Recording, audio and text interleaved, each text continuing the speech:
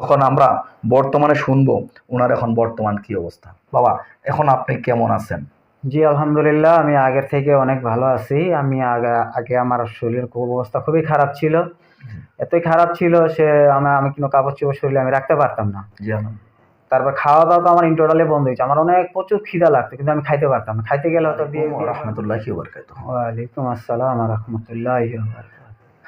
আপনারা দেখছেন জিনো জাদু ডক্টর চ্যানেল। আমি আছি আপনাদের সঙ্গে মোহাম্মদ গোলজার রহমান।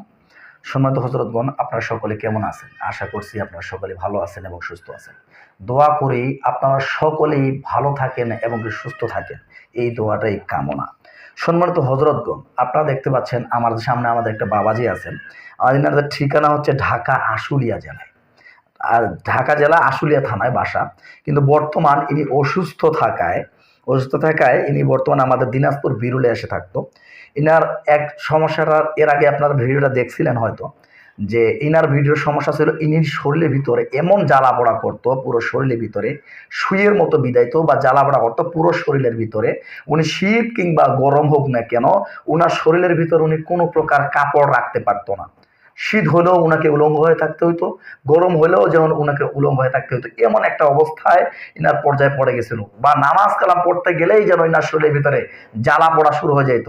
এরকম একটা অবস্থায় উনি ডাক্তার দেখিয়েছিলেন অনেক, কিন্তু কোনো ডাক্তার রেজাল্ট পায়নি। তখন আমরা বর্তমানে শুনবো ওনার এখন বর্তমান কি অবস্থা। বাবা, এখন আপনি কেমন আছেন?